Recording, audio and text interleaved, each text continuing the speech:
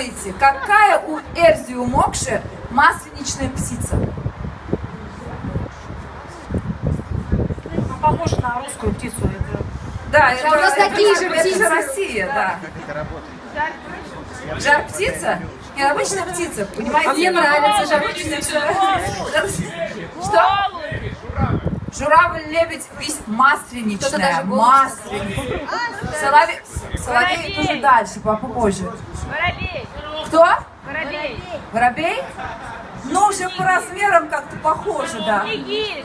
Снегирь? Зима это. Синичка. Сорока это отлично, подождите. Хорошо. Еще какие? Жаворонок? Ну, у которого есть клюв. Птица-стукач. Это не я сказала. Да, дятел. По-макшански это будет шикшата. Как вы знаете, в Мордовии говорят на нескольких языках.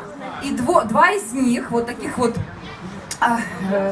языки именно коренных народов, это макшанский и эрзянский. Вот мы сейчас вам споем на макшанском языке шикшата и начинаем сначала с